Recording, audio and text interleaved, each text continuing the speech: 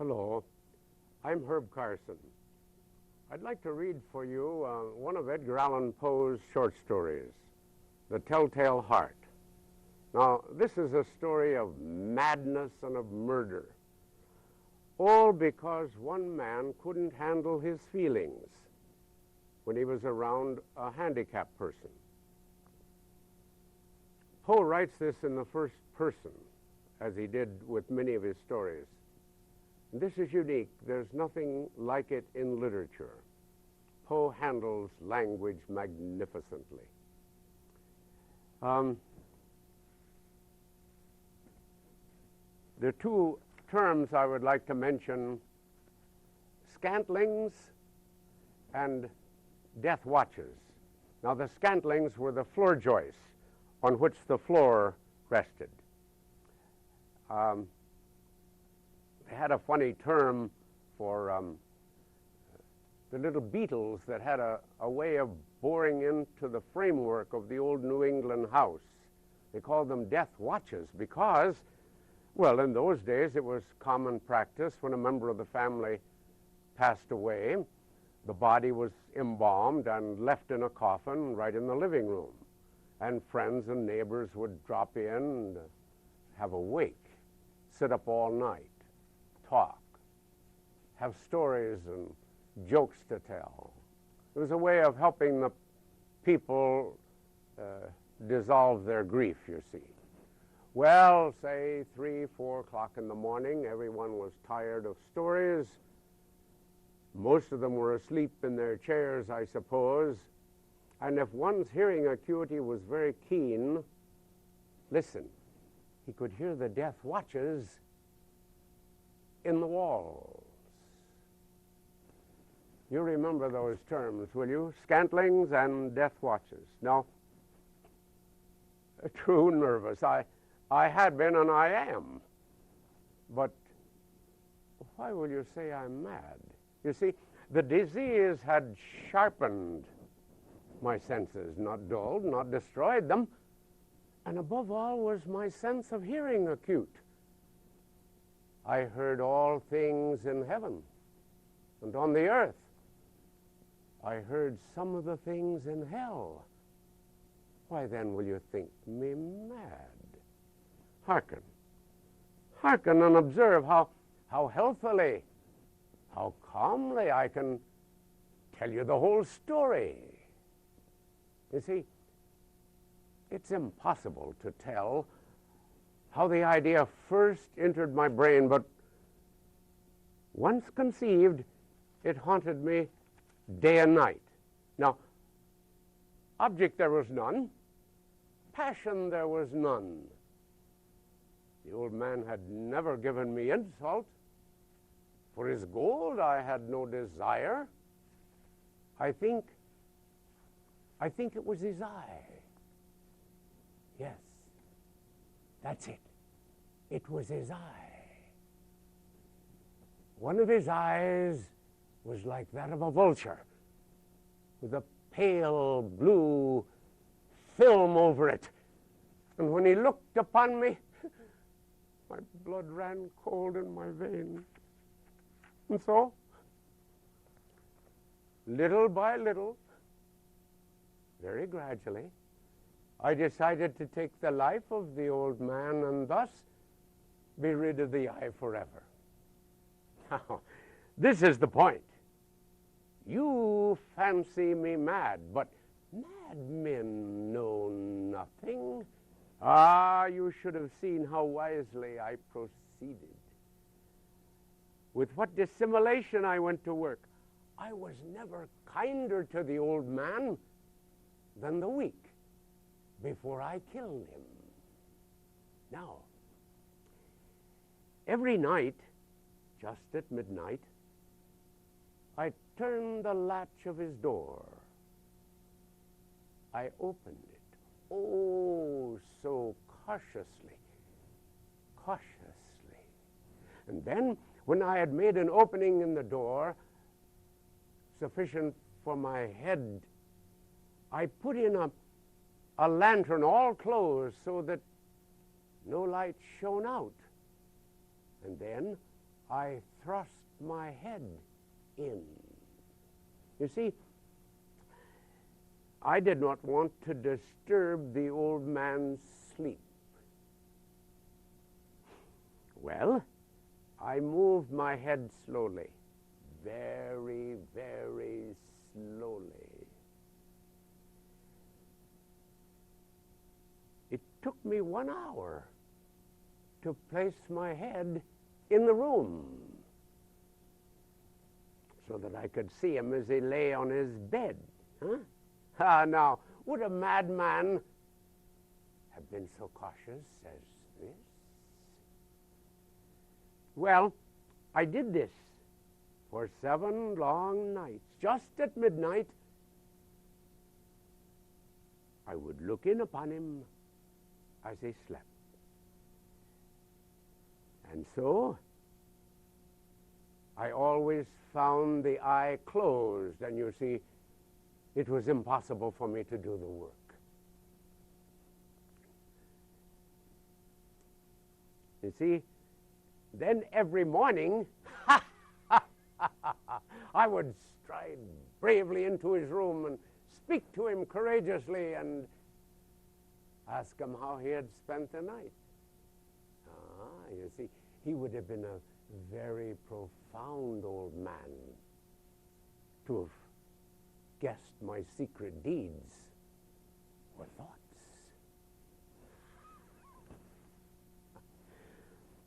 Now, upon the 8th night, I was more than usually cautious in opening the door. A watch's minute hand moves more quickly than did mine. Never before that night had I felt my feelings of triumph to think that there I was opening his door little by little, and he never even to dream of my secret deeds and thoughts. I fairly chuckled at the idea, and perhaps he heard me, for he moved on the bed suddenly, as if disturbed.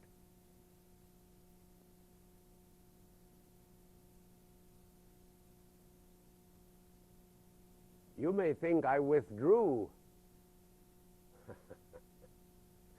You see, I knew he could not see the opening of the door.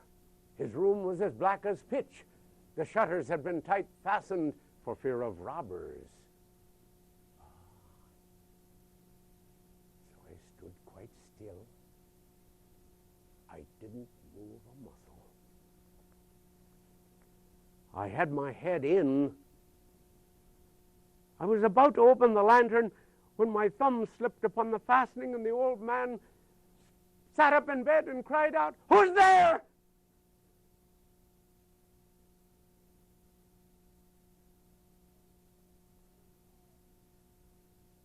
kept quite still.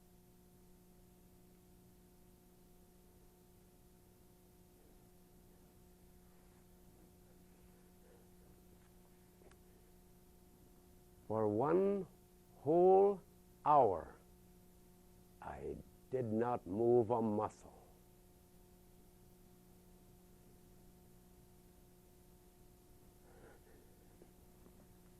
In the meantime, I did not hear him lie down.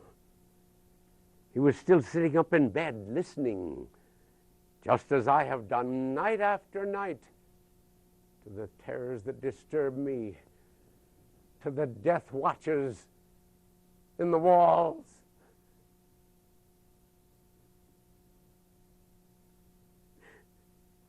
Presently I heard a slight groan.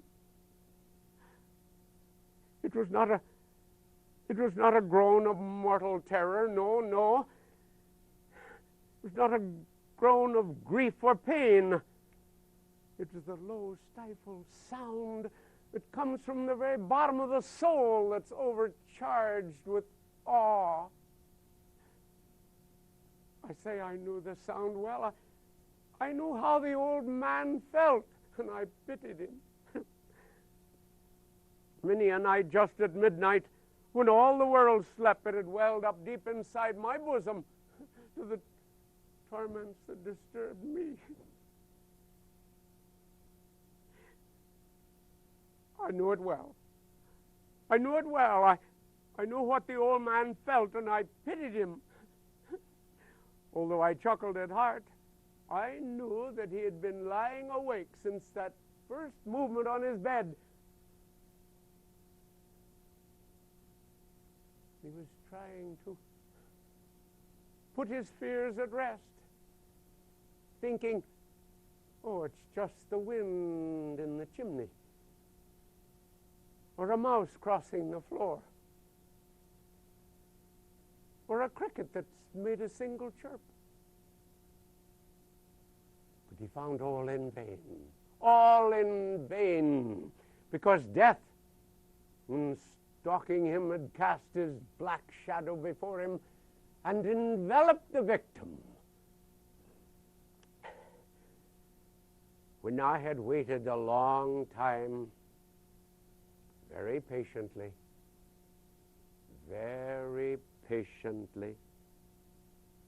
I decided to open the lantern a very small crevice.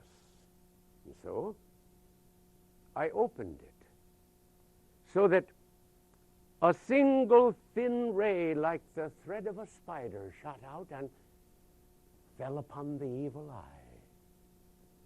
It was wide open. My blood ran cold in my veins. It was open, and I grew furious as I gazed upon it. I saw it with all perfect distinctness, all of the dull blue with a hideous veil over it. I could see nothing else of the old man's face, for I had directed the ray of the lantern precisely on the damn spot.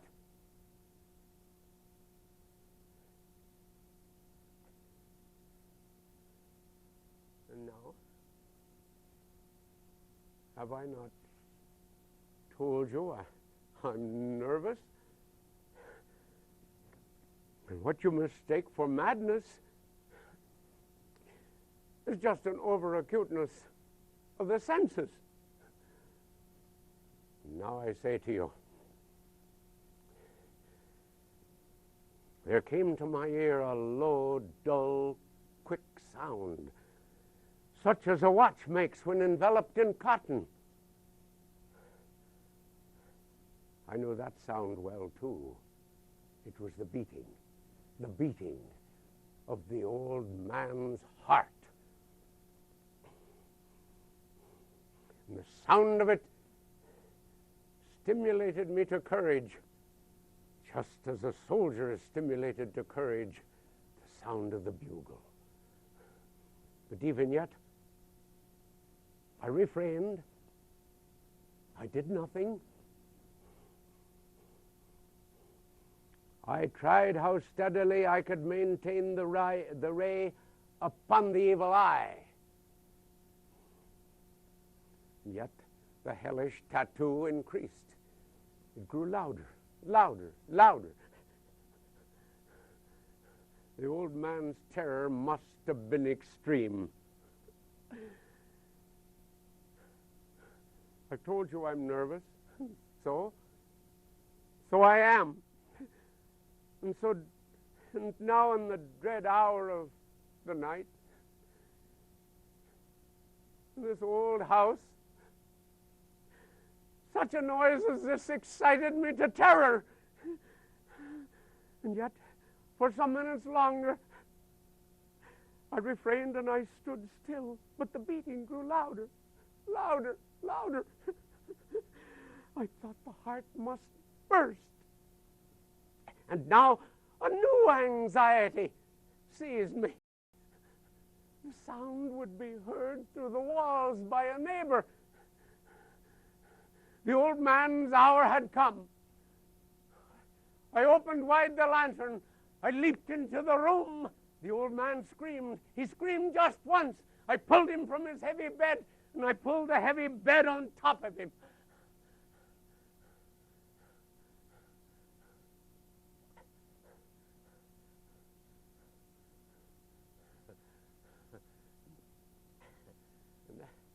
And then I smiled.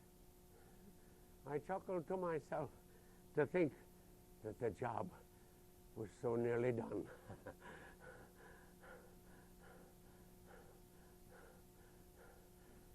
Now for some minutes,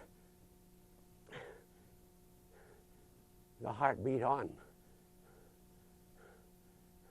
But the sound did not vex me now, because it would not be heard by the neighbors through the walls.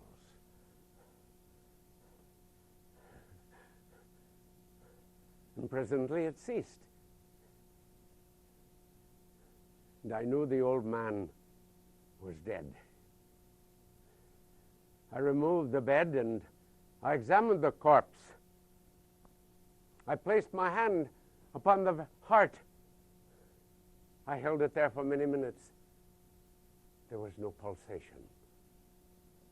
No pulsation of any kind. He was dead. Stone dead.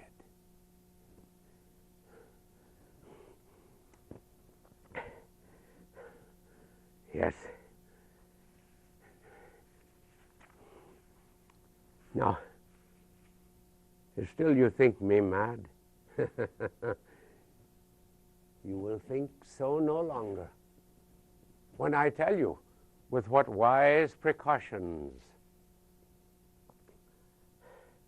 I took to conceal the body. The night waned and I worked quickly but in silence. First I decapitated the corpse, and then I cut off the arms and the legs. Next I took up 3 planks from the floor of his chamber. Oh, so carefully, so very carefully. And then I deposited all between the scantlings.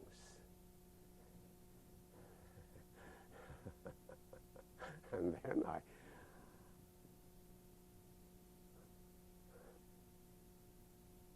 I placed the boards back so carefully. So carefully, not even a human eye, not even his, could have told that there was anything wrong. You see, there was nothing to wash out. No stain of any kind, no blood spot. I had been too clever for that. A tub had caught it all.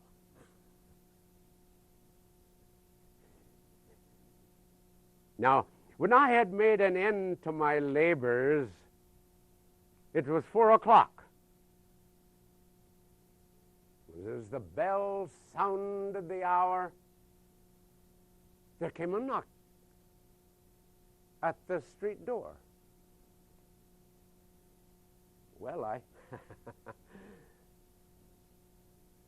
I went down to open it, for what had I now to fear? I opened the door, and there entered 3 gentlemen. They introduced themselves as officers of the police. A cry had been heard in the night, and suspicion of foul play had been registered with the police. And they, the officers, had come to search the premises.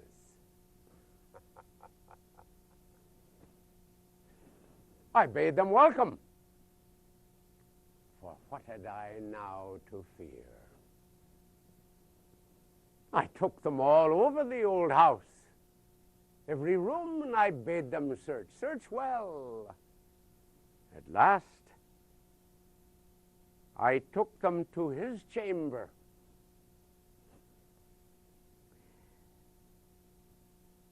And now, with the very audacity I showed the officers all of his treasures, secure, undisturbed. And then I brought in chairs. I bade the officers sit now and rest from their labors. And I myself, in the wild audacity of my perfect triumph, I placed my own chair on the very boards under which reposed the corpse of the victim.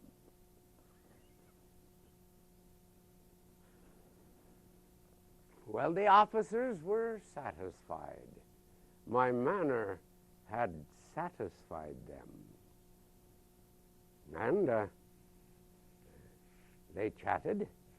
And while I answered cheerily, they kept chatting about familiar things. But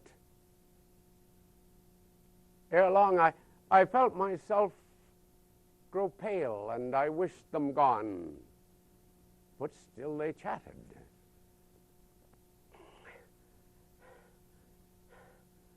And then I grew very pale. There was a ringing in my ears, and it became more distinct. More distinct. I say, and I talked.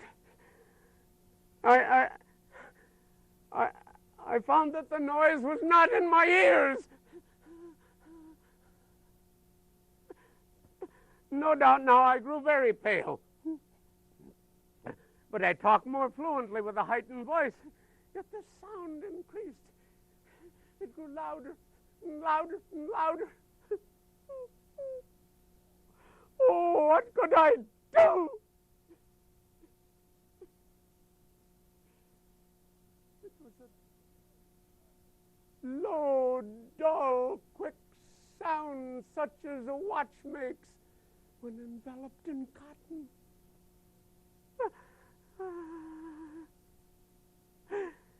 Yet the officers heard it not. I gasped for breath. And I talked more vehemently. I arose and I argued about trifles. I swore. Why would they not be gone? I paced the floor to and fro with heavy strides, but the noise increased. It grew louder, louder, louder. Oh, God, what could I do? I foamed, I raved, I swore. I swung my chair up on the boards. I grated it on the floor, but still the sound grew louder, louder, louder. And still they sat and chatted and smiled pleasantly. Had they heard not? Oh, God, they heard. They knew. They were making fun of my terror. This I thought, this I think, but anything was better than this mockery of my horror. Anything was more tolerable than their derision. And still the sound grew louder, louder, louder, louder. Oh, oh, villains, I screamed. Dissemble me no more. I admit the deed. Here, tear up the boards. Here, here. It's the beating. The beating. Oh, it's the beating of the old man's heart. Oh, oh, oh.